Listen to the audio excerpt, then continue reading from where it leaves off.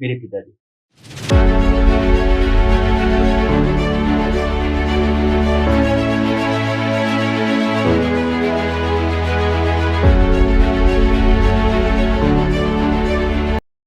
जब मुझे विधायक कहा गया और एमएलए कहा गया, मेरा पहला ये था कि मेरे को विधायक मत बोलना। हमारे पाड़ों में छोटे को भाऊ बोलते हैं, मैं कहा भाऊ बोलना। और जो मेरे से बड़े छोटे हैं उनको मैंने बोला आप मुझे भाई बोलो, और आज भी मैं वही बोलता हूँ। और इसलिए मैंने कभी महसूस भी नहीं किया इन 3.5-4 सालों में कि मैं विधायक के रूप में काम करता हूँ।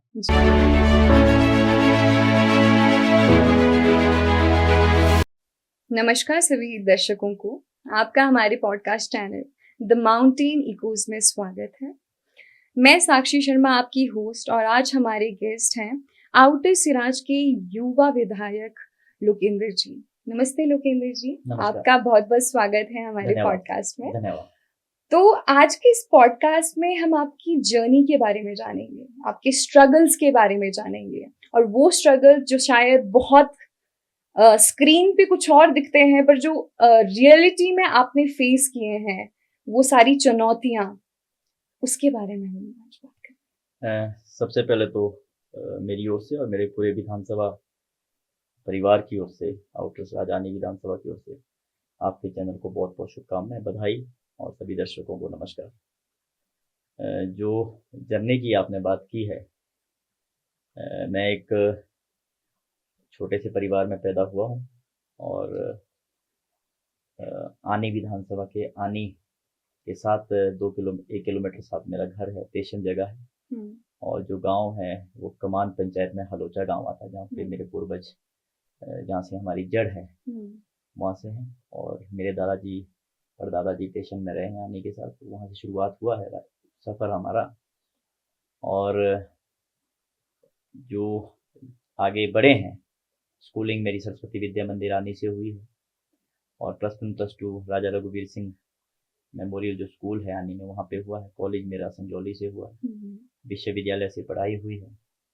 तो ये सारी चीज़ें हुई, और जो चीज़ें हमने इस दौर के अंदर जो कठिनाइयाँ आई है या कुछ दिक्कतें हुई है, एक आम परिवार में पैदा हुए हैं, कृषि करने वाले परिवार में पैदा हुए हैं। और आम परिवार मतलब माता पिता जो है, पिताजी प्राइवेट नौकरी करते हैं, पिछले 45 वर्षों से प्राइवेट क्लिनिक है आनी में, डॉक्टर प्रदीप क्लिनिक, वहाँ पे काम कर रहे हैं। माता जी अस्पताल में दाई का काम करते हैं। दाई मतलब जो आपका जब प्रेगनेंसी होती है उस समय डिलीवरी के वक्त में काम करते हैं, डॉक्टर के साथ हेल्पर के रूप में वो काम करते हैं।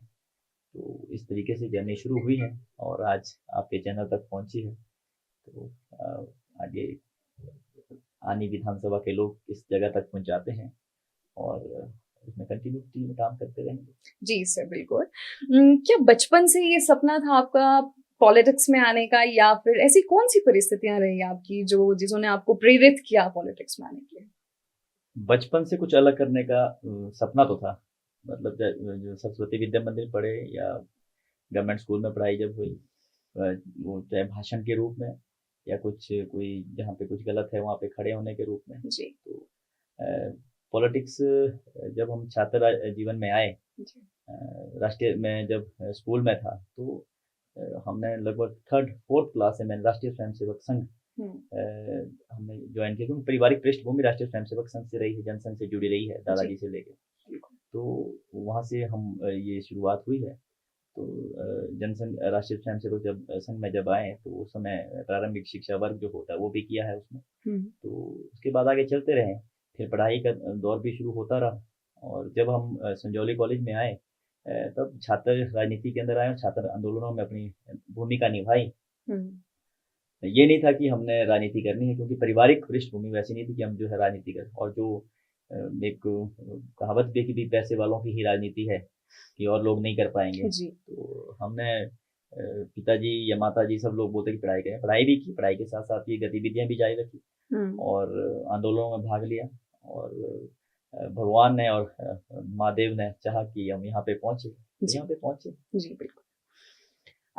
आपने स्टूडेंट पॉलिटिक्स से लेकर जिला परिषद फिर विधानसभा तक का सफर तय किया है सर। तो इस बीच आपको क्या लगता है कि जब आपने एक स्टूडेंट पॉलिटिक्स से स्टार्ट किया एमए तक, तो क्या चेंजेस आए आपकी लाइफ में? देखिए छात्र राजनीति छात्रों के मुद्दों को लेके की जाती है। वो चाहे फीस का हो, हॉस्टल का हो, गर्ल्स हॉस्टल के इश्यूज़ हो, जी। या बसेज़ के में आपका बस किराए को लेके हो, या आपकी कोई और जो छोटी-छोटी डिमांड्स होती है, उनको जी। लेके छात्र राजनीति होती है। हुँ। और उन मुद्दों को अगर वैसे ही भी सुलझाया जाए तो प्रशासन से मिल ही होता है, नहीं तो आंदोलनात्मक गतिविधियाँ करने के बाद वो सुलझाए जाते हैं। हुँ। उसके बाद जब हम जिला परिषद में 2015 से 20 के बीच में मुझे मौका मिला, हुँ। अपने उस आज के समय में तो लचेरी वार्ड करके हैं, पहले हुँ। कुंगश वार्ड करके हुआ करता था, हुँ। और कुंगश मेरी स्थानीय पंचायत भी है। हुँ। और वर्तमान में तो मैं कागजी रूप से अपनी कमांड पंचायत में हूँ। हाँ। तो वहाँ से मुझे मौका मिला, मैं जिला परिषद रहा। जी। जिला परिषद में पंचायती जो राज है, जी। वो एक माध्यम है कि आप अपने आवाज़ को, अपने क्षेत्र की आवाज़ को, अपने वार्ड की आवाज़ को जिला परिषद जिला तक आप अपने जो अधिकारी हैं उन तक आप अपनी आवाज़ पहुँचाते हैं। हुँ। और जो आपका पूरा कोरम होता है वो हुँ। वहाँ से आपका सारी आवाज़ को, या पूरे कोरम की आवाज़ जो है सरकार तक जाती है कि यहाँ ये जी। दिक्कतें हैं हमारे इस विधानसभा के अंदर है, वो चीज़ होती है। और जब हम 2022 का हमने चुनाव हुँ। लड़ा और जीतने के बाद विधानसभा में पहुँचे, यहाँ ये प्लेटफ़ॉर्म है कि आप अपने इलाके की आवाज़ को, अपने विधानसभा की आवाज़ को अपने विधानसभा के पटल पे रखेंगे, और जी। ताकि भविष्य में या वर्तमान के अंदर हुँ। सरकारें हैं, सरकार का जो तंत्र है, जो माध्यम है, अधिकारी हैं, वो उन बिंदुओं के ऊपर काम करें। ये बदलाव नहीं है, ये वक़्त के साथ मुझे लगता है कि जब आप अलग-अलग जो ये आपका हायरार्की है, जी। उस हायरार्की के मुताबिक पॉलिटिक्स भी चलती है, आपका प्रशासन भी चलता है। बिल्कुल उस सही। मुताबिक ये काम होते हैं, और उसके ऊपर ही हमने काम किया है। और बदलाव यही रहे हैं कि भई आज जब हम इस जगह पे हैं, तो हमने कोशिश की है कि जब आप विधानसभा के अंदर अपनी बात रखें, तो चाहे वो हमारे सामने सत्ता पक्ष में आदरणीय मुख्यमंत्री जी हैं, या चाहे और मंत्रीगण हैं, उनसे जो हमारे इलाके के कुछ विकासात्मक जो काम है वो निकले और काम हो, ताकि हमारा इलाका इलाका जो है आगे की ओर अग्रसर हो। जी। यूनिवर्सिटी में काफ़ी आंदोलनों में आपको देखा गया, तो उसमें क्या स्ट्रगल रहा सर आपका? मैंने कहा कि जब हम संजौली कॉलेज में आए, उस समय छात्र राजनीति के अंदर शौक था, तो छात्र राजनीति के अंदर जुड़े। जी। उसके बाद विश्वविद्यालय में जब हम 2011 11 में 10 में मैं पहुंचा, हुँ। 11-12 में चुनाव लड़ा, जी। एससीए में उपाध्यक्ष रहा। बिल्कुल। और उस बीच में काफ़ी मूवमेंट रहे हैं हमारे पीआई को लेके, या कुछ और जो इश्यूज थे डिपार्टमेंट के अंदर, या आपके गर्ल्स इश्यूज को लेके, जी। या पीएचडी स्कॉलर्स को लेके। पर लगातार हम इस आंदोलन में रहे हैं। 2015 में जो काफ़ी मैसिव फी हाइक हुआ था, हुँ। उस रिगार्डिंग आंदोलनात्मक गतिविधि हुई थी, और उसमें हमने आगे बिल्कुल अग्रिम पंक्ति में काम किया। हुँ। जी। और 18 मार्च 2015 वो दिन है, और उसको हम याद करते हैं। जी। और उस समय जिस विधानसभा में आज पहुंचा हूँ, हुँ। उस विधानसभा के गेट के बाहर लाठीचार्ज भी हुआ, हुँ। और काफ़ी इंजर्ड भी रहे, लगभग 2-3 महीने जी। बेड पे रहे हैं। तो आज वो याद आती है, और उन आंदोलनों की वजह से हम यहाँ पे हैं। और आज भी अपने क्षेत्र के अंदर भी अ, लगातार ये कोशिश है कि जो हमारा क्षेत्र है, जो आधिकारिक रूप से पिछड़ा क्षेत्र है, प्रशासनिक जी। रूप से पिछड़ा क्षेत्र है, जी। उसको आगे कैसे ले जाया जाए, उसके ऊपर काम कर रहे हैं, और आंदोलन भी कर रहे हैं, और उससे निकले लोग हैं। जी, बिल्कुल। सर जब 2022 के इलेक्शन में जीते थे, उसके बाद आप विधानसभा पहुँचे, तो वो फीलिंग कैसी थी? क्या महसूस कर रहे थे उस वक़्त? 22 के चुनाव में जीतने की फीलिंग अलग है, पर उससे पहले वाला जब आपको टिकट मिलता है, वो फीलिंग बहुत बड़ी होती है। जी। तो जब मुझे टिकट मिला था, तब हाँ मैं जी। कहीं जा रहा था, ठीक। तो माताजी का फ़ोन आया, और नहीं, टिकट मिला, टिकट अनाउंस हुआ जब टीवी पे देखा मैं, उस समय तैयार हो रहा था कि हुँ। आने से विधायक, भारतीय जनता पार्टी के विधायक पद के लिए जो है लोकेंद्र होंगे। और टिकट जब आपको लिस्ट जब आती है, व्हाट्सएप मुझे आई, जी। पहले तो मैंने 2-3 बारी देखी, हुँ। नाम मेरा ही था, फिर हुँ, माताजी हुँ। को फ़ोन किया, जी। तो वो बड़ा इमोशनल मोमेंट था मेरे लिए भी और माताजी के लिए भी। हुँ। मैं अभी बड़ा भावनात्मक हो रहा हूँ। तो वो सबसे बड़ा भावनात्मक था। और उसके बाद जब आप जीते, तो तब आपका पूरा इलाका जीतता है। आपका विधानसभा जीतता है और आपका क्षेत्र जीतता है, और उसके बाद जब आप फर्स्ट टाइम पे विधानसभा के पटल पे जाते हैं और जब आपकी ओथ होती है, तो उस समय लगभग उस समय जब हमारा चुनाव हुआ था तब 89,000 वोटर हमारे थे जी। तो उन 89,000 वोटर्स की आवाज़ थी और बहुत अच्छा। और मैं धन्यवादी हूँ प्रसाद की जनता का, आनी विधानसभा की जनता का और अपने सभी देवी देवताओं का, माँ भगवती का, भोलेनाथ का, कि हम उस आवाज़ को वहाँ तक पहुँचा रहे हैं। मेरे लिए इमोशनल मोमेंट वही था कि जब मुझे टिकट मिला था। जीतने के बाद नॉर्मल था चीज़ें, हाँ, पर ये शौक था कि वहाँ पे क्या बोलना है, कैसे बोलना है। तो इसमें परिवार का क्या सहयोग रहा, क्योंकि आपकी ये जर्नी कोई 1-2 साल की नहीं है, ये बहुत बड़ी जर्नी है। इवन कॉलेज से स्टार्ट हो गई थी आपकी ये जर्नी। तो इसमें आपका जो परिवार है उन्होंने किस तरीके से आपको सपोर्ट किया, और आपको सबसे जो अहम भूमिका है इस चीज में, इस बीच में, तो वो किसकी रही? मैंने पहले कहा कि परिवार हमारा जो है, पारिवारिक जो पृष्ठभूमि है वो कृषि की है जी। और अपनी प्राइवेट नौकरी है। और सबसे बड़ा काम जो हमें मिला है, हम हमारे देवता जी जो हैं शमश्री महादेव जी, उसके हम दर्जी हैं जी। तो हमारे पूर्वज से लेके, परदादा जी से लेके वो काम करते आए हैं और अभी मेरे चाचा जी काम करते हैं। एक्चुअल में वो मेरा बेसिक काम है। ये जो विधायकी है ये हमें जनता ने दी है, पार्टी ने दी है और दुनिया की सबसे बड़ी पार्टी ने टिकट दिया है और उसमें काम कर रहे हैं। इस जर्नी में परिवार का सहयोग नहीं होता तो मैं यहाँ नहीं होता। बिल्कुल सही। जो मैंने कहा अपने पिताजी को, मैं सरस्वती विद्या मंदिर में पढ़ा हूँ, अच्छी पढ़ाई उन्होंने की है, एक प्राइवेट नौकरी होने के बावजूद भी। और फिर मैंने कहा कि मुझे संजौली कॉलेज में पढ़ना है, तो संजौली कॉलेज में पढ़ाई की। मैंने कहा कि मुझे यूनिवर्सिटी जाना है, तो यूनिवर्सिटी में गया। मैंने कहा कि मुझे छात्र राजनीति करनी है, पर उन्हें ये पता नहीं था कि मैं कौन सी राजनीति कर रहा हूँ, क्योंकि परिवार मेरा पूरा जनसंघ से जुड़ा था। तो उन सब लोगों ने सहयोग किया जी। और साथ में जब मेरी शादी 2020 में हुई है जी। मेरी धर्मपत्नी एडवोकेट सुषमा सिंह है और पूर्व में वो पंचायत समिति की सदस्य रही है जी। लाइफ का टर्निंग पॉइंट वो भी है कि जब मेरी शादी हुई और उसके 6 महीने बाद वो पंचायत समिति की सदस्य चुनी गई। हाँ जी।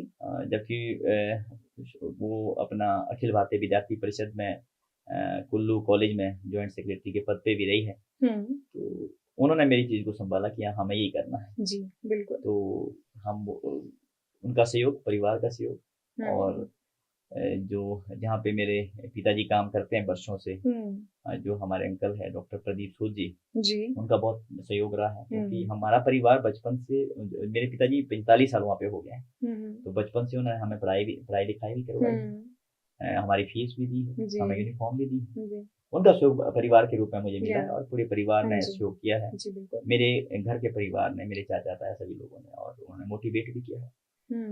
स्पेशली मेरे दादाजी आज यहाँ है, स्वर्ग में है, स्वर्गीय श्री तेजराम जी।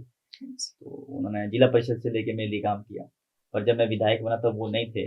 वो भी बड़ा इमोशनल था मेरे लिए, क्योंकि सबसे ज़्यादा समय मैंने दादाजी के साथ बिताया था, क्योंकि आंदोलन करने के बाद कहीं से आता था तो उनके साथ बैठता था।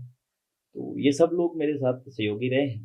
तो परिवार में मम्मी पापा की विपरीत परिस्थितियाँ होने के बाद भी धर्मपत्नी जी ने जिस तरीके से मेरे लिए काम किया, क्योंकि उनका कल्चर अलग था, मेरी लाहौर से शादी है, तो एकदम से आनी में आके सेटल होना, उसके बाद चुनाव लड़ना, चुनाव जीतना, फिर उसके बाद मेरे लिए जगह जगह पे गांव में जाकर काम करना, तो बहुत सेक्रीफाइस है उन लोगों की, और उनकी वजह से मैं यहाँ पे खड़ा हूँ और हमेशा उनके लिए खड़ा रहूँगा। जी बिल्कुल सर, थोड़ा भी डेवलपमेंट की हो जाता है, जैसे कि आनी कॉन्स्टिट्यूंसी की सबसे बड़ी प्रॉब्लम आपको इस वक्त क्या लगती है और इसे कैसे सॉर्ट आउट किया जा सकता है? आनी विधानसभा बहुत बड़ा विधानसभा क्षेत्र है और जो अगर हम कैलकुलेशन भी करते हैं, अगर हम रोड पे जाते हैं, अगर हम रोड सड़कों पे जाएंगे तो 200-250 किलोमीटर का उसका रेडियस है और भौगोलिक परिस्थितियाँ अलग अलग सी है। 2 ब्लॉक है, आनी है, निर्मंड है, उनमें भी अलग अलग घाटियाँ हैं जी। एक आपके रामपुर के सामने 15-20 का इलाका दिखता है, एक आपके अंदर को बागासांग का इलाका दिखता है जी। एक उसके अंदर को जाके आपका निथर का इलाका है, एक अंदर को जाके आपका ओट्टू का इलाका है, उसके अंदर को जाके आपका दलाश है, फिर आपका आनी का है, बुछैर की वैली है, रघुपुर वैली है, गिलोड़ी, अलग अलग जगहें हैं, तो बहुत बड़ा इलाका है। जो पिछले समय से, जब से हमारा प्रदेश बना है, हमारे मेरे से पहले जो विधायक रहे वहाँ पे सभी लोगों ने काम किया है। और वर्तमान की परिस्थिति में जो वो हमारा है, जो इश्यूज़ है वो सड़कें हैं। सड़कें बेहतर नहीं हैं और सिर्फ एक पर्टिकुलर चीज़ नहीं हो सकती है। मैं कनेक्ट कर रहा हूँ उस चीज़ को। एजुकेशन हमारे पास अच्छा नहीं है, जी कॉलेज नहीं है, अच्छा स्कूल नहीं है। और अगर आपके पास अच्छा स्कूल होगा तो उसके बाद क्या होता है कि जब यहाँ से कोई ट्रांसफ़र होके जाता है कि डॉक्टर जा रहा है, जी एक डॉक्टर को चाहिए कि उसके बच्चे वहाँ पे अच्छे स्कूल में एजुकेशन लें, बिल्कुल पर वो स्कूल नहीं है, इसीलिए डॉक्टर्स वहाँ नहीं जा रहे हैं, ये दिक्कत आ रही है। तो हमारे पास बहुत सारी कमियाँ हैं और पूर्व के लोगों ने उसके ऊपर काम किया भी है, ऐसा नहीं है नहीं काम जी हुआ है। तो अभी एकदम से वो काम नहीं होने हैं। आप जानते हैं कि जो डेवलपमेंट है या विकास है, वो एक सतत प्रक्रिया है। जी धीरे-धीरे से आगे जाती है और उसके ऊपर धीरे से थोड़ा-सा स्पीड अप करने के लिए हम उस लड़ाई को लड़ भी रहे हैं। चाहे अभी वर्तमान के अंदर, चाहे जब हम जिला परिषद तब भी हमने वो लड़ाई लड़ी।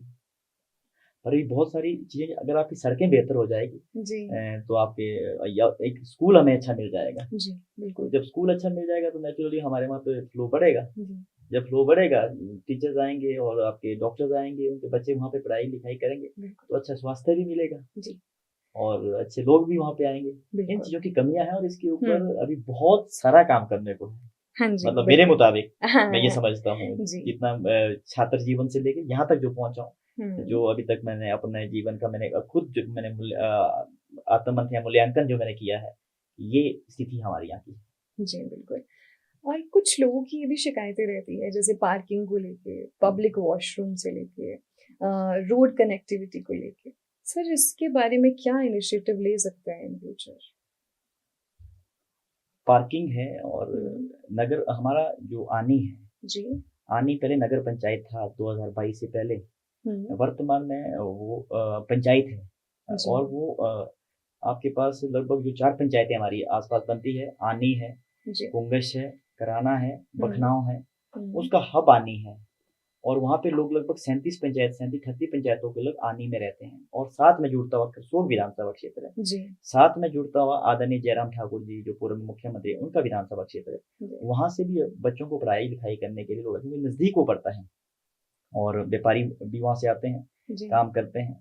पार्किंग की व्यवस्था है क्योंकि आपके पास जो ज़मीनें थी हुँ, उसके ऊपर घर बन गए हैं जी, और बिल्कुल, बिल्कुल नदी पास में बहती है। जी, तो ये अभी तो मैं कम देखता हूँ पर धीरे-धीरे और बढ़ने वाली समस्या है। अगर हम जी, सही समय में सही निर्णय नहीं हाँ ले जी, सके। जी, क्योंकि क्या है कि राजनीति जब होती है तो लोग वोट बैंक देखते हैं और बिल्कुल, सब लोग देखते हैं, सब राजनीतिक पार्टियाँ देखती है। पर मुझे लगता है कि जो आपको अगर अच्छा बेहतर करना है तो उसमें कई बारी आपको वो कुछ चीज़ें दरकिनार भी करनी पड़ती है। आपको डेवलपमेंट में के लिए भी, विकास के लिए भी काम करना पड़ेगा। हुँ, आज भी आदमी के पास पार्किंग नहीं है। आज भी निर्मंड हमारा नगर पंचायत है, आपके पास पार्किंग नहीं है जबकि जी, जगह होने के बावजूद नहीं जी, है। तो इन सब चीज़ों को लेके मुझे लगता है कि आने वाले समय में जो हमारी यंग जनरेशन है और जिस तरीके से हम गाँव के अंदर भी जा रहे हैं और जैसे अभी हमारे पंचायत के चुनाव भी हुए हैं, उसमें जो यंग जनरेशन जीत के आ रहा है, यूथ जो जीत के आ रहा है, जी, हम सब लोग मिलके जो है बुजुर्गों का तजुर्बा साथ में लेके जी, इसके ऊपर काम करेंगे हुँ, ताकि अभी हम एक कर रहे हैं पार्किंग के हुँ, विषय को लेके हमने कुछ इनिशिएट कर रहे हैं कुछ दिनों के अंदर। हुँ, मेरी पंचायत चुनाव हुए हैं, अभी लोग थोड़ा-सा खुशी के माहौल में ही हैं, पार्टियाँ चल रही हैं। जी, तो शुरुआत जैसे होगी उसके बाद हम उसके ऊपर काम करेंगे ताकि भविष्य में हमारी एक अच्छी पार्किंग लगभग हुँ, 400-500 गाड़ियों की पार्किंग वहाँ पे बने, हमारे पास ज़मीन है, जी, उसके बिल्कुल, ऊपर काम करेंगे। और शौचालय की बात की आपने बिल्कुल स्थायी व्यवस्था की अगर नगर पंचायत होती है तो आपके पास जो है लोग आते हैं, आउटसोर्स होता है, सफाई करने वाले कर्मचारी हुँ, होते हैं। हुँ, तो आने में समस्या है कि वहाँ पे लोग रखे हैं, तो हुँ, कभी हम उन्हें कुछ जो जितना हम दे पाते हैं वो दे रहे हैं, जी, कभी व्यापार मंडल के लोग देते हैं, जी, कभी कॉमन लोग देते हैं। हुँ, पर हुँ, व्यवस्था जो है पटरी पे नहीं है जी, और समय-समय पे हाँ, क्योंकि ख़ासकर हम जो कहते हैं कि आबादी का आधा हिस्सा हुँ, हमारी बहनों का है, हुँ, महिलाओं का है, हुँ, उनके लिए बड़ी समस्या जी, है ना? तो बिल्कुल, धीरे-धीरे आबादी जब बढ़ती जाती है तो बड़ा मुश्किल हो जाता है। हुँ, हमारे घर में भी बहनें हैं, बेटियाँ हैं, हुँ, धर्मपत्नी हैं। हुँ, समस्या कहीं न कहीं आ रही है। हुँ, पर वही बात कि जो छोटे-छोटे काम हैं हुँ, जो ये वो मुझे लगता है कि बहुत सारे लोग ये सोचते हैं कि छोटा काम है। वो बहुत बड़ा काम है। जी, माननीय बिल्कुल, देश के प्रधानमंत्री हुँ, आदरणीय नरेंद्र मोदी जी ने इस बिल्कुल, मिशन को बड़े आपने देखा स्वच्छ भारत मिशन जी, को लेके किया था, हाँ जी, शौचालय को लेके किया था। हाँ जी, तो तब भी लोगों ने मज़ाक उड़ाया था। जी, हम आज भी उसके ऊपर बोलते हैं। जी, लोग मज़ाक उड़ा रहे जी, हैं। वो हम समझते हैं और आप एक महिला होने के नाते आप इस बात को समझती हाँ हैं जी। कि कई दिक्कत है, तो उसके ऊपर काम करें। मुझे लगता है कि आपने इस जो आपने बात रखी है, उस बात से मुझे थोड़ा-सा और गंभीरता से मुझे लेना चाहिए। कभी वहाँ के प्रधान और जो लोकल बॉडीज़ हैं वहाँ की, उनसे बातचीत करके उसके ऊपर दोनों जगह पर, चाहे निर्मंड है, आनी है, जो हमारे स्टेशन है, तलाश है, चुआई है और नित्थर है, इन जगहों पे कुछ हम करेंगे ताकि एक बेहतर हो, क्योंकि अगर शौचालय नहीं बन पाएँगे, हाँ जी। तो उससे आगे तो आप सोच भी। सर 2022 में जब आपको विधानसभा की टिकट मिली तो उस वक्त आपकी फैमिली का क्या रिएक्शन था? 2022 का जब टिकट मिला, फैमिली मेरे सामने तो नहीं थी। मैं फैमिली से लगभग 100 किलोमीटर दूर था जी।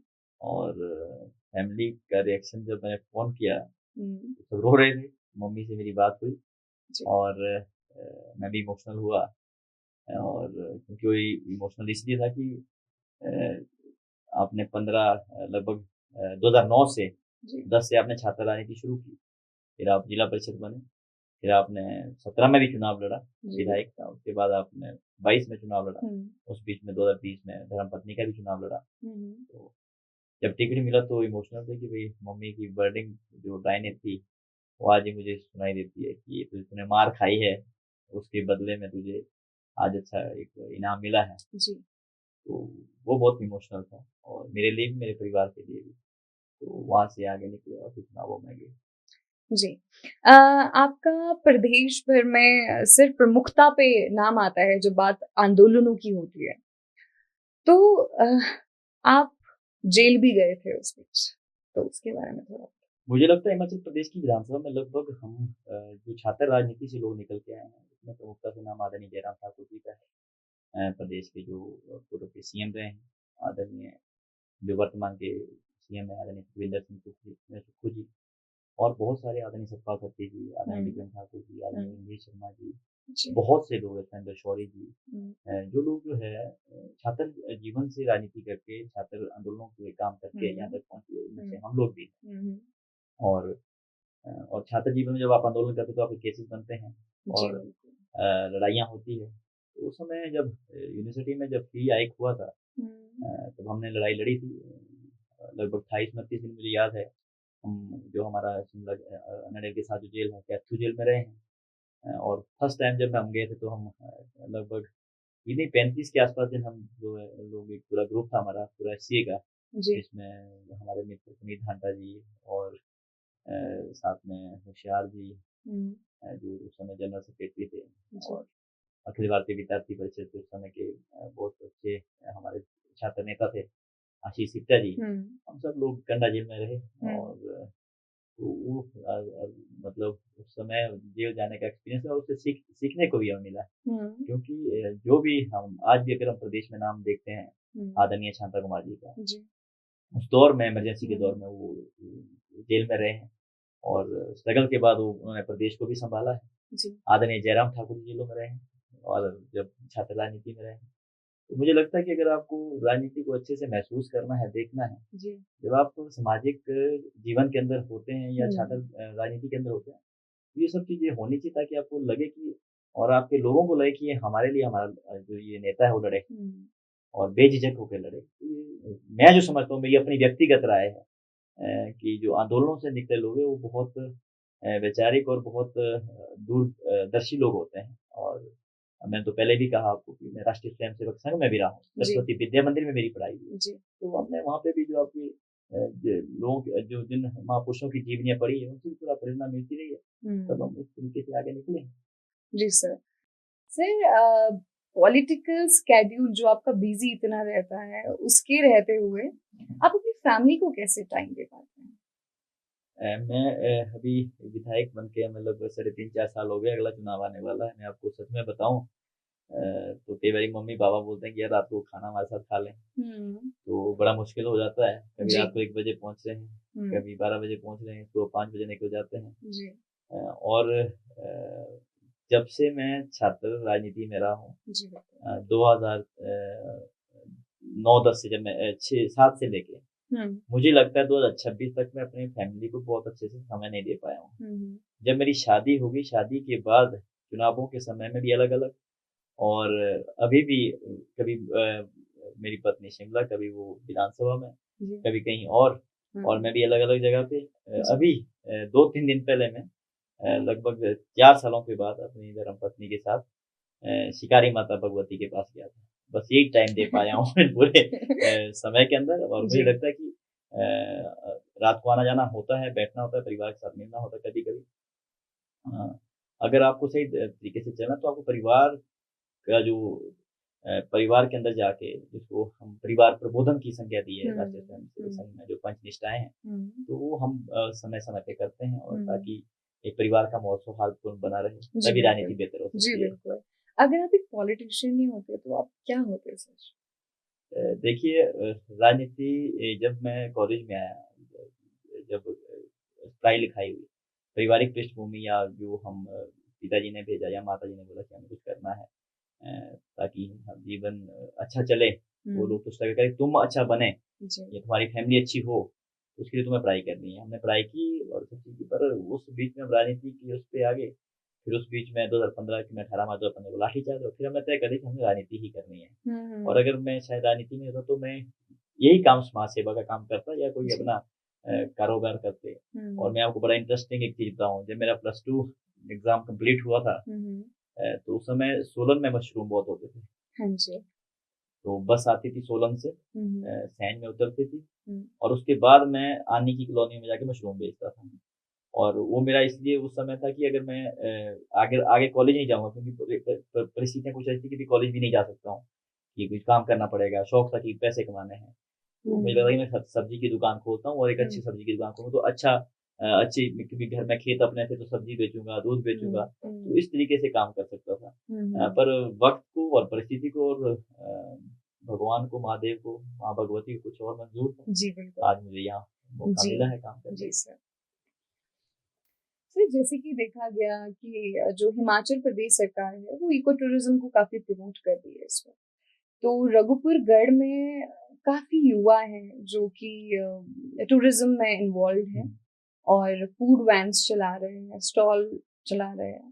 तो इसमें गवर्नमेंट कोई एड प्रोवाइड कर रही है, कुछ हेल्प है जो गवर्नमेंट की ओर से मिल रही है?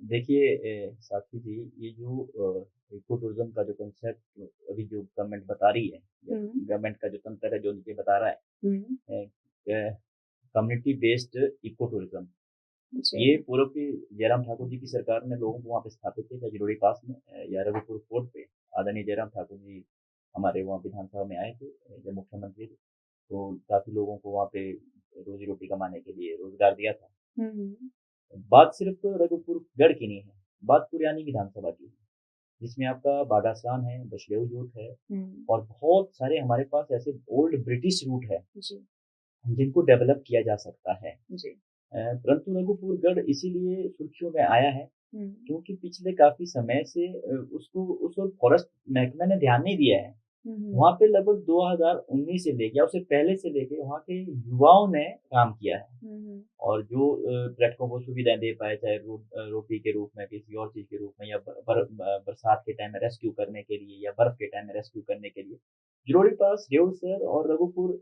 टॉप पे उन युवाओं ने काम किया, और उसको विश्व के पैमाने पे लाया। क्योंकि हम्म, वो एकमात्र फोर्ट है जो लगभग आपके 10-11 हज़ार की हाइट पे है, जी, जो आपका इंडिया का है। हम्म, जो मैंने जानकारी ली है। हम्म, और बहुत खूबसूरत जगह है, जहाँ से आपको पूरा लगभग शिमला के आस-पास, डलहौज़ी के कसौली के आस-पास की जगहें भी दिखती है। जी, और बहुत सारे टूरिस्ट वहाँ पे देश-विदेश से भी आ रहे हैं, लोकल लोग भी आ रहे हैं।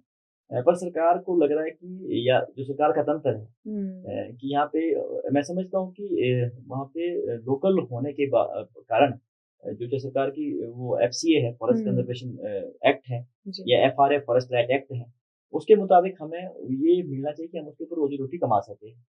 परंतु अब थोपने जा रहे हैं कि हम इको टूरिज़्म करेंगे, अच्छी बात है, इको टूरिज़्म हम्म, करें, हम्म, पर वो जो बात लिखी है, उसमें लाइन लिखी कम्युनिटी बेस्ड, वो कम्युनिटी बेस्ड होना चाहिए। जी, मेरे नॉलेज के मुताबिक अभी कुछ एक जगहें हैं, चिन्हित की है गवर्नमेंट ने, कि जी, इनको जो है किसी बड़े आदमी को देना है, ताकि हम्म, वहाँ पे जो वो अच्छी सुविधाएँ जो है हम्म, टूरिस्ट को दें। हम्म, अगर किसी बड़े आदमी को साइटें दे दी जाती है, हम्म, तो मैं नहीं समझता हूँ कि जो हम मेरे युवा है, या हम्म, वो चाहे रघुपुर का है, या आपके बागासान का है, या कहीं दूसरी जगह का है, कि वो हम्म, सेफ होगा। उसको वहाँ से जैसे पूंजीपति लोग काम करते हैं, जी। जब आएंगे तो आसपास के सभी चीजों को खत्म कर देंगे, फिर अपने आप को वहाँ पे डेवलप करेंगे, फिर अपनी मनमानी करेंगे। बहुत सारी जगह पे हमारे प्रदेश में ऐसा हुआ भी है। जी। तो ये सारी चीजें हैं और ये लड़ाई अभी शुरुआत हुई है, क्योंकि रोजगार आपको सबको नौकरियां नहीं मिलेगी, जी। और अगर आप इको टूरिज्म से हमारे गांव को कनेक्ट करना जी। चाहते हैं, हमारी संस्कृति को बताना चाहते हैं, हमारे रहन सहन जीवन यापन को देखना चाहते हैं, तो आउटसाइड बहुत खूबसूरत है, जी। बहुत अच्छी जगह है। और चाहे वो पनेओ है, चाहे हमारा टकरासी है, मैंने आपको पहले कहा चुआई का रेस्ट हाउस है, हमारा जो बुछेर ये जो तराज का रेस्ट हाउस है, बहुत अच्छे रूट हमारे पास है। जी।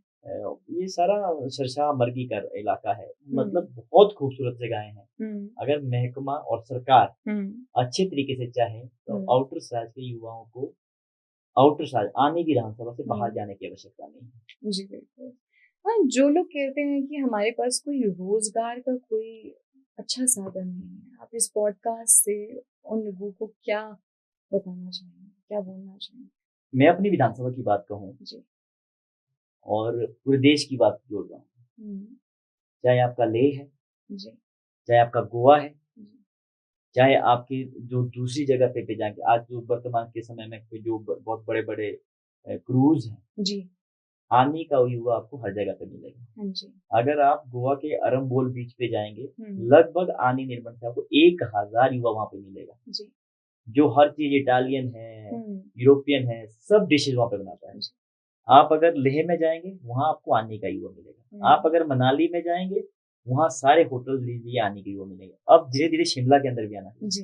हमारे युवाओं को खासकर मैं मेरे विधानसभा के युवाओं में बहुत सारी काबिलियत है, खासकर आपके कुकिंग के विषय में और जो और होटल की गतिविधियाँ होती है उसके विषय में। बहुत अच्छा काम। मुझे लगता है कि अगर मेरे विधानसभा में कोई ऐसा युवा बोल रहा है कि हमें रोज़गार नहीं मिल रहा है, तो उन लोगों से सीख लेनी चाहिए। हमारी डायरेक्शन क्या है? वो हमें खुद तय करनी पड़ेगी कि हम क्या करना चाहते हैं। ईज़िली पैसा नहीं मिलेगा या ईज़िली आपको पहचान नहीं मिलेगी। आपको मेहनत करनी पड़ेगी। आप होटल में जाएँ, आप कहीं दूसरी एक्टिविटी में जाएँ। हम और आप यहाँ बैठे हैं। आप अपने फील्ड में अपना महत्वपूर्ण समय दे रहे हैं। मैं अपनी फील्ड में महत्वपूर्ण समय दे रहा हूँ और उसको अपनी मेहनत लगन से काम कर रहा हूँ, तभी आगे बढ़ेंगे। घर में बैठ के हमें कुछ मिल जाए ऐसा नहीं होगा। आपको घर से बाहर निकलना होगा और जगह-जगह पे जाना होगा, तभी आप अपने परिवार का अच्छा जीवन यापन करवा सकते हैं। सर देखते हैं कि हिमाचल में जब बारिश होती है, खासकर बरसातें आती है, तो उस वक्त पूरे हिमाचल में काफी भारी नुकसान होता है। अभी आउटर सिराज में अभी देखा गया, पिछले कुछ समय में देखा गया कि वहाँ पे काफी भारी नुकसान हुआ है, लोगों ने अपनी जानें गंवाई हैं, घर गंवाए हैं, और आपने इन लोगों की काफी मदद की है। आप उन लोगों को आपने विजिट किया है, आप वहाँ गए थे, आपने दिन रात वहाँ बिताया। तो गवर्नमेंट का इसमें क्या रोल रहा? क्या गवर्नमेंट ने इसमें आपको सहयोग दिया है? मैं देख रहा हूँ कि जब आपका पिछले समय से जब मैं विधायक बना हूँ 2022 से, 23 में आपका पहला फ्लड बरसात शुरू हुई और 23 में काफ़ी बरसात हुई थी, 24 में बरसात हुई, 25 में भी नुकसान हुआ और हमारा आपने न्यूज़ चैनल के माध्यम से देखा होगा कि जो हमारी एक नई मार्केट बनी थी आने में लगभग 9, 10, 12 मकान वहाँ पे पूरे खत्म हो गए, कोलैप्स हो गए। जी। और जब पिछली बरसात की बात आती है, लगभग 200-250 लोगों के घर जो है हमारे आनी विधानसभा में गए और हमने कोशिश की हम उन तक पहुँचे हैं। मैं तो कहना चाहूँगा आपने कहा मदद नहीं की हमने। हमारी ज़िम्मेदारी है कि हमें उनके लिए कुछ काम करना पड़ेगा। जी। क्योंकि जिस भावना से उन्होंने हमें वोट किया कि ये हमारे लिए कुछ करेंगे, जी। तो वो कोशिश हमने की थी कि हम उनके लिए कुछ कर पाएँगे। तो जितना आर्थिक संसाधन मेरे पास निजी रूप से थे, चाहे वो आने का क्षेत्र है या निर्माण का क्षेत्र है, हमने दोनों जगह पे जो है लोगों को सुविधाएँ दी हैं। अभी वर्तमान में भी हम लोग दे रहे हैं। जी। और कोशिश कर रहे हैं कि उन लोगों तक वो सुविधाएँ पहुँच पाए, चाहे वो किसी भी तौर पे हो। क्योंकि पूरी ज़िंदगी एक व्यक्ति एक काम में लगाता है कि मुझे घर बनाना है जी। और बरसात जब आती है, वो घर ढह जाता है। जी। तो वो बहुत बड़ा कितना बड़ा उसके ऊपर मतलब आफ़त आती होगी, वो उसका मन जानता होगा। जी। हम लोग तो जाएँगे, कोई भी नेता आएँगे, कोई एनजीओज़ आएँगे कि हम कर देंगे। पर जब वो जीता है, उसके आगे की चीज़ों को अभी भी बहुत सारी जगह ऐसी है मेरे क्षेत्र की, जहाँ लोग जो है जिनको अभी तक जो है घर नहीं मिले हैं। माननीय मुख्यमंत्री जी ने कहा कि हम 7 लाख मकान बनाने को देंगे, किराया देंगे। मैं पिछले कल या निर्मल से मीटिंग करके आया हूँ। बहुत सारे परिवार है जो औरों के घरों में रह रहे हैं, कोई किराया नहीं मिला है। जी। और बहुत सारे परिवार ऐसे जिनको 8 लाख रुपए नहीं मिले हैं। बहुत से मतलब बहुत चुनिंदा लोगों को मुझे लगता है कि सरकार का जो नीचे तंत्र है, जो सरकार के कुछ प्रमुख लोग होते हैं, उन्होंने पिक एंड चूज़ करके जो लोगों को पैसे दिए। अगर मैं बताऊँ आपको साक्षी, सीएम साहब बागासान में कार्यक्रम में आए थे। जी सर। समेज में लगभग 36 लोग एक्सपायर हुए थे, फ्लड में बह गए थे। पूरे परिवार चले गए। जी। हमारे विधानसभा के लोगों को अभी तक भी जो कंपनी वहाँ पे है, ग्रीनको कंपनी है, शिमला जिला के लोगों को पैसा मिल गया। 2-2 लाख रुपए उन्होंने किया था घोषणा कि हम देंगे और शिमला जिला के लोगों को मिल गया। सीएम साहब के पास बोलने के बाद, विधानसभा में बात रखने के बाद, अभी पीछे जब बजट सत्र मार्च में था वहाँ बात रखने के बाद अभी तक भी उन लोगों को 1 रुपया नहीं मिला है। तो आप समझिए कि हमारे आउटर राज्य के साथ आने विधानसभा के साथ किस तरह का सुतेला व्यवहार है। जी। और मैंने बहुत सारे केसेस ऐसे देख लिए हैं कि लोगों को जो है 7 लाख मिली जिनके घर ही नहीं गिरा। जी। 1-2 केस न्यूज़ चैनल के माध्यम से भी लोगों ने बताए थे। ये दुर्भाग्य है कि जिन लोगों की दिक्कत है उनको मिलना चाहिए। हम आज भी मैं आपको बताऊँ मेरी पूरी टीम है, हम आज भी ईमानदारी के साथ जो हमारे तक पहुँच रहा है, हम उनको जो जितनी मदद हो सकती है विधायक निधि के रूप में या कुछ जो और हमें ऐच्छिक निधि मिलती है उसके रूप में हम कोशिश करें कि उनको दे पाएँ। पर नुकसान ही इतना है कि पूरा नहीं कर पा रहे हैं। जिस व्यक्ति ने पूरी ज़िंदगी घर बनाया है, उसका घर की कीमत हो सकता है 20 लाख हो, 1 करोड़ हो, हम कैसे उसको पूरा कर पाएँगे? बिल्कुल सर। हम पूरा नहीं कर पाएँगे। प्रधानमंत्री आवास योजना के तहत हमें लगभग 900 मकान हमें आने की रहा था, तो उन लोगों को भी उसमें ऐड किया है। तो छोटी-मोटी जो मदद एनजीओ की तौर से वो हो रही है। पर सरकार का दृष्टिकोण आने की विधानसभा के लिए बेहतर नहीं।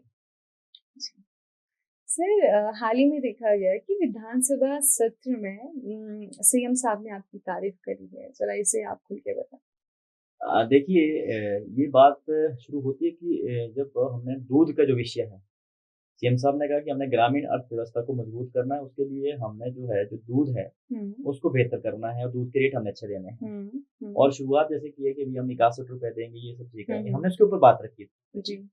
और हमने कहा और आज वो समस्या शुरू हो गई है। हमने विधानसभा सत्र में कहा कि जो है सरकार जो है दूध को 20 लीटर से ज़्यादा नहीं खरीदने वाली है। अब कुछ समय के बाद 10 लीटर से ज़्यादा नहीं खरीदने वाली है। और हमारे आने विधानसभा में तो मंगलवार को कभी संडे को दूध ऑफ कर दिया है कि संडे को नहीं लिया जाएगा, मंडे को नहीं लिया जाएगा या कहीं मंगलवार को नहीं लिया जाएगा। तो इस विषय का हम ऊपर चलते हैं। हमने ये अंदर पूछा कि यदि आप दूध का रेट 61 रुपए करते हैं, तो उसमें आपका जिसको उसका पैमाना जो मापने का होता है, उसमें एसएनएफ होती है और जो है और फैट होती है। तो मैंने कहा कि क्या एसएनएफ और फैट को भी आप बढ़ाएँगे? तो उस समय मुझे कोई जवाब नहीं मिला, मतलब मंत्री जी ने भी जवाब नहीं दिया। पर आज वर्तमान में क्या स्थिति है? ये कह दिया कि जिसका 27 डिग्री से ऊपर दूध होगा वो खरीदा जाएगा, जिसका वहाँ से नीचे होगा वो नहीं खरीदा जाएगा। बहुत सारे लोगों का दूध जो वापिस जो है भेजा जा रहा है कैनियों पर, वापिस की जा रही है। और वही क्वेश्चन हमने अंदर किया था। उसी बात पे सीएम साहब ने उठ के बोला था कि लोग के अंदर अच्छा काम करते हैं अपने विधानसभा में दूध के लिए और लड़ते हैं और सही दिशा की ओर काम कर रहे हैं। और क्योंकि दूध के विषय में हमने क्वेश्चन भी उठाया और लड़ाई को भी लड़ा। लगभग रामपुर में मेरे 2-3 केस, दत्तनगर में जहाँ का दूध का प्लांट है वहाँ पे केस बने, आनी में केस बने। उस लड़ाई को लड़ा है। ये लड़ाई इसलिए है साक्षी जी क्योंकि हम ग्रामीण परिवेश में पले बड़े हैं और हमारी मातृशक्ति, हमारी माताएं, बहनें सुबह 4 बजे उठ जाते हैं। सुबह 4 बजे से लेके शाम को 8 बजे तक गाय की ही सेवा करते हैं और अपने बच्चों को भी ध्यान नहीं देते हैं। जल्दी में उनको स्कूल भेजना, कुछ करना। और अगर कहीं बच्चे शिमला में पढ़ रहे हैं, चंडीगढ़ में, मैंने विधानसभा के अंदर कहा था 2015 मैंने जब जिला परिषद का चुनाव लड़ा था, दूध के मुद्दे को लेकर लड़ा था। और अभी जब मैं विधानसभा में था तब कि सेकंड लार्जेस्ट इकोनॉमी हमारी दूध है सेब के बाद। फर्स्ट अगर वो तब बनेगी जब आप इंफ्रास्ट्रक्चर अच्छा करेंगे। जयराम ठाकुर जी मुख्यमंत्री थे, 25,000 लीटर की कैपेसिटी हमारे दत्तनगर के प्लांट की थी, उसको बढ़ा के 50,000 लीटर किया गया। पर आज वो 50,000 लीटर ही है, दूध पैदा हो रहा है 1 लाख लीटर। तो आप कैसे फिर उस ग्रामीण अर्थव्यवस्था को मजबूत करेंगे? तो फिर जवाब नहीं था तो सीएम साहब ने मेरी तारीफ कर दी। वो मुझे भी अच्छा लगा कि सीएम साहब ने मेरी तारीफ की है। तो नेचुरली किसी प्रदेश का मुखिया कोई तारीफ करेगा तो मेरे लिए बहुत बड़ा सौभाग्य है वो। और वो झूठी तारीफ नहीं हो सकती है क्योंकि हमने ग्राउंड पे काम किया है। और मैं आपको बताऊं साक्षी कि जिन भी मुद्दों को लेकर मैं लड़ता हूँ, मैं राजनीति नहीं करता हूँ किसी मुद्दे को लेकर। हम अपने आप को महसूस करते क्योंकि हमारे परिवार उन कठिन परिस्थितियों से निकले हैं, आज भी उन्हीं परिस्थितियों को जीते हैं। मेरे पिताजी आज भी वही नौकरी कर रहे हैं जो उस समय करते थे। मेरी माताजी आज भी दाई की नौकरी करते हैं। कभी नाइट होती है, कभी डे होता है, उसी तरीके से करते हैं। इसीलिए हम उसको महसूस करते हैं, उस दर्द को महसूस करते हैं। इसीलिए उस लड़ाई को आगे भी लड़ेंगे, जारी रखेंगे। तारीफ और भी होगी, मुझे लगता है आगे आने वाले समय में और तारीफ करेंगे। सर, ये ऑब्वियसली एक काम जो है आपका, ये तारीफ के काबिल है। और सर, उन्होंने हमें देखने को मिला कि सीएम साहब ने इनिशिएटिव भी लिया था एकदम फ्रिक्वेंटली। आफ्टर दैट उन्होंने ये चीज़ सोची कि हाँ, हमें दूध के रेट बढ़ा देने चाहिए। और उसके बाद इससे जो है कि ग्रामीण लोगों को काफ़ी रिलीफ महसूस हुआ।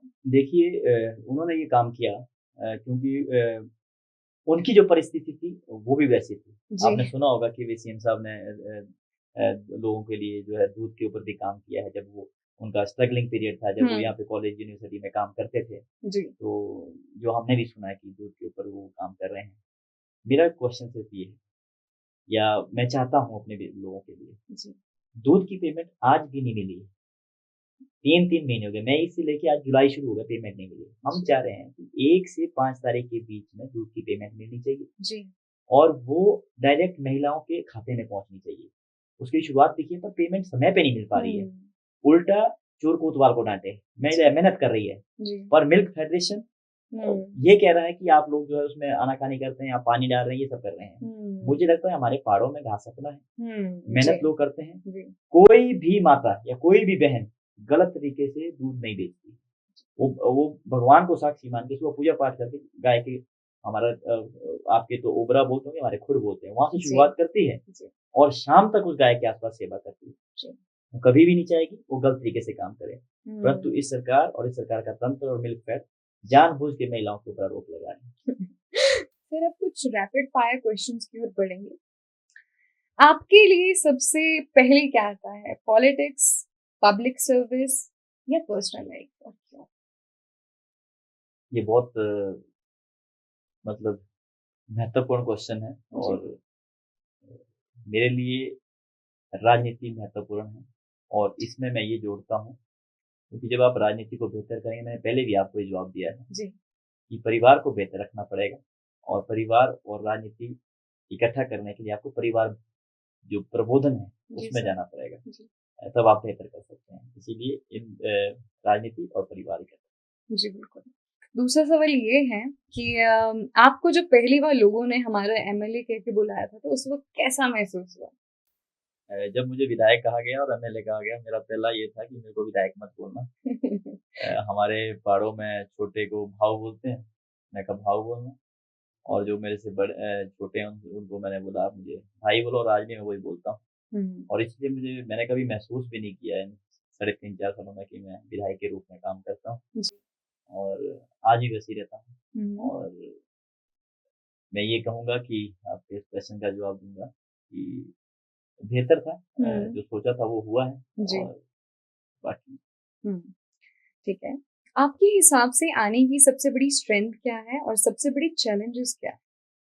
मैंने आपको पहले कहा है, चैलेंजेस हमारी सड़कें हैं, हमारा शिक्षा व्यवस्था है और जो बहुत अच्छी चीजें हैं, बहुत आनी बहुत खूबसूरत है और उसमें बहुत सारे जो हमारे पास संसाधन है वो डेवलप किए जा सकते हैं। जो खूबसूरती है और वो बहुत अच्छी है और दूसरा जो हमारी देव परंपराएं हैं, देव समाज, वो बहुत बेहतर है। जी सर, आपके अकॉर्डिंग एक अच्छे लीडर की इम्पोर्टेंट क्वालिटी क्या है? अनुशासन, डिसिप्लिन जो है वो होना चाहिए। और जब आप अनुशासित होंगे तो बहुत सारा जिन लोगों ने आपको जिताया और उनके बच्चे, उनके पूर्वज, उनके बुजुर्ग आपको देखते हैं कि किस हिसाब से करना है। अगर आपका डिसिप्लिन होगा वो आपके पूरी जिंदगी भर काम आएगा। अगला प्रश्न ये है कि क्या आपको लगता है कि आज के यूथ को पॉलिटिक्स में एक्टिवली आना चाहिए, और अगर लगता है तो क्यों? बिल्कुल, अगर युवा राजनीति में नहीं आएगा तो राजनीति का जो नजरिया है या राजनीति की सोच जारी है वो आप वर्तमान में भी देख रहे हैं। अगर राजनीति, हम लोग युवा हैं और बहुत सारे विधानसभा के अंदर युवा हैं, अभी वर्तमान में बहुत सारे पीआरआई जो पंचायती राज इंस्टीट्यूट में लोग जीत के आए हैं, जाना चाहिए और अपने जो मुद्दे हैं तभी देश आगे बढ़ेगा और तभी हमारा प्रदेश आगे बढ़ेगा, गाँव बढ़ेगा। जरूर आना चाहिए और बेहतर अच्छे मन से आना चाहिए। अच्छे मन से आना जी। चाहिए, मेन चीज ये है। जी सर, एक लास्ट रैपिड फायर क्वेश्चन है आपसे। अगर 20 साल बाद लोग लोकेंद्र जी को याद करें तो आप क्या चाहेंगे कि वो आपको किस रूप में याद करें? एक पॉलिटिशियन, एक सोशल वर्कर, या फिर एक ऐसा इंसान जो हर रूप में कभी भी किसी का भरोसा नहीं तोड़ा जिसने? एक अच्छे व्यक्तित्व के रूप में। जी। सर, मेरे कुछ ऐसे अपने पर्सनल सवाल हैं कि आपकी इस जर्नी में, जो इतनी अमेजिंग जर्नी आपकी रही अभी तक, जिसमें आपने इतना स्ट्रगल किया, आपके रोल मॉडल कौन मेरे पिताजी, क्योंकि बहुत बचपन में है? जब उन्होंने अपना काम शुरू किया, जी। लगभग 45 साल पहले, जी। अ, वो अपने जब वहाँ पे मैंने अंकल का नाम लिया, डॉक्टर प्रदीप सूद जी का, मैं क्लिनिक खोला, जी। उस समय सिर्फ 25 रुपये महीने के ऊपर उन्होंने काम किया। हम्म। वर्तमान में क्या मिलता है मुझे मालूम नहीं है, हम्म। पर जब मैंने उनको देखा, समझा पिताजी को हम्म। कि अ, उस कम पैसे में जो मैंने कहा, मेरी पढ़ाई संजौली कॉलेज में हुई, मेरी पढ़ाई एचपी यूनिवर्सिटी में हुई, मेरी दोनों बहनें अच्छी पढ़ाई लिखाई की। तो मैंने उनसे सीखा कि किस तरीके से उन्होंने अच्छे तरीके से, अच्छे मैनेजमेंट से जी। अपने आप को और अपने बच्चों को यहाँ तक पहुँचाया। इसलिए मेरे पिताजी मेरे मतलब जो जीवन में मेरे रोल मॉडल हैं, और ठीक है सर। उनके स्ट्रगल को ही याद रखते हुए आगे बढ़ना है। जी। सर, जैसे हमारे प्रदेश में नशा काफी बढ़ रहा है, खासकर हम केमिकल नशे की बात करें तो चिट्टा देखा जा रहा है कि प्रमुख तौर पे लोग, जो आजकल का यूथ है, इसकी तरफ ज़्यादा बढ़ रहा है। चिट्टा बहुत लोगों की ज़िंदगियाँ तबाह कर चुका है। तो आप जो आपकी विधानसभा क्षेत्र में आप इनिशिएटिव ले रहे हैं नशा मुक्ति का, तो उसके बारे में ज़रा थोड़ा हमें बताएँ? देखिए, चिट्टा बहुत बड़ी बीमारी उभर के पूरे प्रदेश में आई है। पंजाब को खत्म किया, अब हिमाचल की बारी है। जी। सेब ज़्यादा होता है, अच्छी आर्थिकी हमारे लोगों की है। वो सारा पैसा, और सबसे बड़ी बात है कि हर पेरेंट्स के 1 या 2 बच्चे हैं, जी। और जो पेरेंट्स जो बच्चा माँगता है वो उसको मिल रहा है। जी। और मुझे लगता है कि इस वजह से भी बच्चे अपने पेरेंट्स का फ़ायदा उठा रहे हैं। हुँ। और हमने देखा अपने ग्रामीण क्षेत्र में भी, मैंने देखा लगभग जो अभी तक मौतें हुई है, हुँ। 15 से 20 मौतें मेरे सामने जो है, मेरे वहाँ के बच्चों की हुई, यानी निर्मल में। जी। और अच्छे खासे परिवार के लोगों की हुई है। जी। और वो उन्हीं लोगों की हुई है जिन लोगों ने अपने बच्चों के लिए जो माँगा वो मिला है। अच्छा। हाँ, कुछ कट हमें करना पड़ेगा, पेरेंट्स को चीज़ समझनी पड़ेगी, और मेरा बच्चा किसके साथ रहता है, किस साथ उठता है, किस साथ बैठता है, हुँ। वो सब चीज़ें देखनी पड़ेगी। और इसमें जी। सिर्फ़ मैं देखता हूँ, मैं अपने आस-पास वहाँ देख रहा हूँ अपने क्षेत्र में, हुँ। सिर्फ़ लड़के ही नहीं है, लड़कियाँ भी इसमें इन्वॉल्व है आज के वर्तमान हुँ। समय के अंदर। हुँ। और तीसरा एक और चीज़ है जो इसका चिट्टे का सिंडिकेट है। हुँ। मैं आज देख रहा हूँ कि हमारे यहाँ पे वर्षों से भांग उत्पादन होता है। हुँ। हमारे क्षेत्र में कुल्लू का है, कहीं भी जो ग्रामीण क्षेत्र है। जी। इवन अगर आप कागज़ों में भी देखेंगे, जो हमारे कागज़ ज़मीन के कागज़ भी है, हुँ। उसमें आप मतलब आप आइडेंटिफ़ाई करके उसमें लिखा होता था कि ये हमारे भांग के छाड़ बोलते हैं, हमारा छोटा जो खेत होता है जी। उसमें। उस समय लगती थी रस्सी बनाने के लिए, कूड़े बनाने के लिए। तो उस समय हम लोगों मूढ़ी बनाने के लिए, मूढ़ी हम खाते हैं। जी। जी। तो जी। उसके लिए जो खेत स्पेसिफ़िक जगहें होती थी, जी। पर उसका यूज़ लोगों ने इल्लीगल तरीके से किया। आज क्या कर रहे हैं कि लोग जो है यहाँ से भांग बेच के नीचे ले जा रहे हैं, हाँ। और वहाँ से वापसी में चिट्टा लेके आ रहे हैं। ये बहुत बड़ी समस्या है। मुझे लगता है कि राजनीतिक रूप से हम सब लोगों को इसके ऊपर इकट्ठे होकर मिलके लड़ना चाहिए। अन्यथा प्रदेश की स्थिति बेहतर नहीं होने वाली है। जिन हुँ। सब चीज़ों के लिए हम काम कर रहे हैं, या जी। राजनीति कर रहे हैं, या सामाजिक कोई और काम कर रहे हैं, पर हम हुँ। देख रहे हैं कि भई सरकार कोई मतलब जो भी सरकारें रही है, उसके ऊपर काम कर रही है, और हुँ। जिस स्पीड में काम होना चाहिए। जी। 1 ग्राम वाला आदमी बाहर छूट के आ रहा है, फिर वो 2 ग्राम बेच रहा है, जी। फिर वो छूट के आ रहा है। जी। मतलब मैं देखता हूँ कि शिमला के अंदर एसपी साहब काम कर रहे हैं, या जी। कुल्लू के अंदर काम कर रहे हैं, तो मतलब कुछ कानून की ऐसी बंदिशें होनी चाहिए हुँ। कि उनका पूरी तरह से, जो ऐसे कारोबार कर रहे हैं, जी। सख्त से सख्त जो कुछ हो सकता है, जी। वो होना चाहिए, ताकि अगला आदमी सोचने इस विषय को लेके सोच के भी डरे। जी। मैं ये समझता हूँ। आप देखेंगे कि हमारे उत्तर प्रदेश में आदरणीय योगी जी हमारे मुख्यमंत्री, जी। किस जगह पे क्राइम होता था, आज कहाँ पे हुँ। क्राइम आ गया। जी। तो उस हार्ड स्टेप लेने वाले आदमी होने चाहिए। हुँ। अगर आप इसमें भी राजनीति देखोगे तो ये चिट्टा और ज़्यादा पनपेगा, और हमने अपने क्षेत्र में कसम खाई है, हम युवाओं को साथ में लेके, महिलाओं को साथ में लेके लड़ेंगे, पुलिस को भी साथ में लेके चलेंगे, नहीं करेंगे तो हमने अपना जो हमारा युवा मोर्चा है जी और हमारी जो अपनी जो लोकल बॉयज लड़कों की टीम है, लड़कों की हमने उसको तैयार कर रहे हैं, जी या मैं बताएं महिला मंडल को तैयार कर रहे हैं, हम लड़ेंगे उस चीज के लिए, चाहे उसके लिए हमें किसी भी हद तक जाना पड़े, जेल जाना पड़े, कोई दिक्कत नहीं। पर हम बच्चों को जो एक-एक बेटा आजकल है, एक-एक बेटी आजकल है, जी उसके लिए माँ-बाप पूरी ताकत झोंक रहे हैं। उसके बावजूद भी अगर उस फील्ड में अब चल जाए और जी फिर मौत हो जाए, तो कहाँ माँ-बाप रहेंगे? कहाँ हम करेंगे? किसकी और राजनीति हम लोग कर रहे हैं? ये मुझे इसके बीच में लगता है कि हम इस लड़ाई को लड़ेंगे और बेहतर तरीके से लड़ेंगे। सर, ये आज के पॉडकास्ट के एक आखिरी सवाल है आपसे कि इस पॉडकास्ट के माध्यम आप क्या एक ऐसा संदेश है, ऐसा मैसेज है जो अपनी युवा पीढ़ी को देना चाहते देखिए साक्षी जी, आप मेरे सामने हैं, आप युवा हैं और जो पर्दे के पीछे युवा काम कर रहे हैं, हैं? जी इसी पॉडकास्ट में, जी वो अपनी पूरी एनर्जी लगा के काम कर रहे हैं। जी और बहुत सारे लोग अलग-अलग फील्ड में काम कर रहे हैं। मैंने पहले कहा कि आने का युवा आपको गोवा में भी मिलेगा, आने का युवा आपको लेह में भी मिलेगा, आने का युवा आपको हर फील्ड में, हर जगह पे मिलेगा। और इसके साथ-साथ मैं अपने क्षेत्र में, अपने विधानसभा की बात करूँगा, मुझे प्रदेश की बात नहीं करनी। कि हमें, मैंने पहले कहा, ईमानदारी के साथ, हमारा रूट क्या है, उसको देखना है और रूट के साथ हमें आगे बढ़ना है, हमें घरों से बाहर निकलना पड़ेगा। जी देश के अंदर, दुनिया के अंदर वही लोग आगे बढ़े हैं जिन्होंने घरों को छोड़ा है जी और वही लोग हर फील्ड में, आपका चाहे राजनीति की फील्ड हो, आपकी जी चाहे धार्मिक की फील्ड हो, आपकी चाहे पढ़ाई की फील्ड हो, आपकी किसी भी चीज़ की फील्ड है, जो लोग बाहर निकले हैं, वही आगे बढ़े। जी बिल्कुल अल्टीमेटली हमें गाँव की ओर तो जाना है, जी रिटायरमेंट के बाद भी गाँव की ओर जाना है, पर हमने तो मैंने तो अपनी फील्ड को गाँव के लिए ही चुना है। जी और मेरी तरह और युवा जो गाँव के ऊपर पढ़ाई-लिखाई करने के बाद राजनीति के अंदर आना चाहते हैं, वो आएँ। और मैंने पहले कहा, अच्छे विचार के साथ, अच्छे विज़न के साथ, ताकि हम बेहतर को आगे ले जाएँ। जी मेरा युवाओं से यही संदेश है हम्म, कि जो हम कर रहे हैं, जी मैंने आपको पहले कहा कि मैं भोलेनाथ शमशी महादेव जी के, मेरे दादाजी से लेके मेरे हाँ परदादा जी दर्जी हैं जी और ठाकुर मुरलीधर जी हैं वहाँ पे, हम्म, उनके भी हमदर्दी है। हम्म, और विधायक हम उसके बाद हैं। जी पहले जो मेरा काम है, उसको आपको प्राउडली बोलना पड़ेगा, मेरा ये काम है। मैंने हम्म, ये देखा युवा छुपाते हैं कि जी हमारे पास हमारे माता-पिता क्या करते हैं, ये करते हैं। वो छुपाने का विषय नहीं है। जी उन्होंने आपको विपरीत परिस्थिति में यहाँ तक पहुँचाया है जी और जिस जगह पे आप पहुँचे हो, आपको प्राउडली ये बात ex- मोमेंट होना चाहिए कि बिल्कुल मेरे सर लिए बहुत बेहतर है ये। इसलिए मेरा युवाओं को यही संदेश है कि हमें हमें अनुशासन से आगे बढ़ना है हम्म, और जो हमारे पेरेंट्स हैं, हम्म, उनकी उनकी उम्मीदों को, उनकी इच्छाओं को आगे करने के लिए मेहनत करनी है, डट के मेहनत करनी है। जी और जब हम डट के मेहनत करेंगे, तभी आगे बढ़ेंगे। यही मुझे संदेश देना है।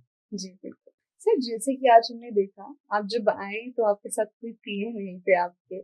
आमतौर पे ये देखा जाता है कि जो एमएलएज होते हैं और बाकी जो नेता होते हैं, उनके साथ उनके पीए और उनकी टीम रहती है। और हमने, हाँ, एक और चीज़ कि जब आप निकलते हैं, हमने ये बहुत बार सुना है कि जब आप जाते हैं अपनी गाड़ी में कहीं, आपको सड़कों पे कोई ज़रूरतमंद लोग दिखते हैं, तो आप उन्हें बिठाते हैं, आप उन्हें लिफ्ट देते हैं। और कई बारी ऐसा भी हुआ है कि आपने स्कूल जाते बच्चों के लिए भी अपनी गाड़ियाँ रोकी है। तो और हाँ, एक और बात कि आपका जो नंबर है, वो प्राइवेट नहीं है। देखिए जब हमने ये शुरुआत की है कि हमने राजनीति में जाना है और लोगों के लिए काम करना है। मैं 2015 से जब से जिला परिषद हूँ, तब से मेरा आनी है ऑफ़िस है। जी। पीए नहीं है, वो अलग चीज़ें हैं, पर मेरे वहाँ पे ऑफ़िस में मेरे साथ मेरी टीम है, वो काम करती है। वहाँ हुँ, पे लोग जाते हैं और जी। छोटे पैमाने पे हमने रखा है और वैसा ही जैसा वो 15 में ऑफ़िस था, आज भी वैसा ही है। हुँ, हमने उसको अपडेट नहीं किया है, बस वहाँ पे सिर्फ़ हुँ, आपका लैपटॉप और ये कंप्यूटर वगैरह लगे हैं, हुँ, तो वहाँ पे भी शिकायतें आती हैं। नंबर इसीलिए हमने प्राइवेट नहीं किया क्योंकि लोग युवा है और बुज़ुर्ग है, जब हुँ, मर्ज़ी हमें फ़ोन करें। मैं आपको 3-4 दिन पहले की बात बताता हूँ कि हुँ, हमारे यहाँ पे एक हमारे पार्टी के वो मन की बात के प्रमुख थे, जी। आज अब दुनिया में नहीं है। रात को वो गिर गए, तो जहाँ पे वो गए थे, तो उन लोगों ने मुझे रात को 2 बजे फ़ोन किया। तो मैंने हुँ, 2 बजे पहली बेल पे ही उनका फ़ोन उठा लिया। हुँ, तो जिसका भी फ़ोन आता है हुँ, और जिस भी परिस्थिति में आता है, तो मैं उसको उठाता हूँ जी, और मैं कोशिश करता हूँ कि अगर नहीं उठाता है, बैक भी कॉल करना है। जी, और अगर आप शान-ओ-शौकत में, हमारा प्रदेश उस चीज़ के लिए नहीं बना है। जी, हमारा प्रदेश देवभूमि है, अपनापन है, हम्म, अच्छी संस्कृति है, बेहतर हम्म, संस्कृति है, हम्म, वही हमें दर्शानी भी पड़ेगी। हम्म, अगर हम उसको नहीं दर्शाएंगे वो गलत होगा। जी, हाँ, जब हम घर से निकलते हैं, कहीं स्कूल के बच्चे मिलते हैं तो जो गाड़ी हम्म, में जगह होती है हम देते हैं, और कभी ज़रूरतमंद हो तो हम अपनी गाड़ी भेजते हैं कि गाड़ी लेके जाओ। क्योंकि मैं जो समझता हूँ, मैं जो महसूस करता हूँ कि ये जो हम्म, गाड़ी मुझे मिली है, हम्म, ये आउटर शहर के लोगों की गाड़ी है। ये मेरी हम्म, पर्सनल गाड़ी नहीं है, हम्म, और उनकी वजह से मैं यहाँ पे हूँ। जी, और इसीलिए इस गाड़ी के ऊपर उनका हक है। वो हम्म, जब मुझे बोले, और मैं हम्म, आपके पॉडकास्ट के माध्यम से ये कहना भी चाहता हूँ, किसी हम्म, को ज़रूरत लगे हम्म, कि उसने शिमला से भी आने के लिए जाना है या जी, कहीं इमरजेंसी में उसको कहीं जाना है। हम्म, अगर हम वहाँ पे कोई काम नहीं है या कहीं हम्म, कहीं फील्ड में गाँव के अंदर है, तो हम्म, मेरी गाड़ी, अगर मेरी गाड़ी है तो हम किसी को सुविधा दे भी रहे हैं, हमने हम्म, दिए भी है। हम्म, और अगर कुछ को लगता है कि मेरी पर्सनल गाड़ी में भी जाना है, तो हम्म, वो खुली है, और खुली किताब की तरह हमारी ज़िंदगी है, और वैसी रखी है। ये मैं आपके चैनल के माध्यम से कहना चाहता जी। सर, आप अपना इतना कीमती वक़्त निकाल के आए हैं, उसके लिए आपका बहुत-बहुत हूँ। धन्यवाद। धन्यवाद। हम आपके उज्ज्वल भविष्य के लिए बहुत-बहुत आपको शुभकामनाएँ देते हैं, और जो आने का विकास है, वो उसके लिए भी शुभकामनाएँ देते हैं। तो सर, जो आपने इतनी जो आपने चीज़ें की, मतलब जो आपके इनिशिएटिव, जो आपके एफर्ट्स रहे हैं, अ, आनी विधानसभा क्षेत्र को लेके, जो आपने किया है, ना सिर्फ आनी विधानसभा क्षेत्र को लेके, बट एज अ यूथ जो आपने इतनी आवाजें उठाई हैं, और आपने इतनी सारी जितने भी आपने अभी तक स्ट्रगल किए हैं सर, ये काबिल तारीफ है। पहली बात मैं आपको बताऊं, और दूसरी बात ये कि आप हर टाइम सबके लिए अवेलेबल हैं। कि मैं आपको उम, मैं आपको बता नहीं पा रही हूँ कि हम जैसे जो हम नॉर्मल सिटीज़न हैं, आप हमारे लिए हमेशा हर टाइम सेवा पे उपलब्ध हैं। हम आपको कभी भी कॉल कर सकते हैं, हम आपकी हेल्प ले सकते हैं, और आपकी तरफ से पूरा-पूरा सहयोग है, उसके लिए सर बहुत-बहुत धन्यवाद आपका। इसी के साथ आज का ये एपिसोड हम यहीं पे एंड करते हैं, और आपको ये हमारा आज का पॉडकास्ट सोशल मीडिया प्लेटफॉर्म जैसे यूट्यूब, इंस्टाग्राम और फेसबुक पे देखने को मिल सकता है। Please do subscribe the mountain echoes. Thank you.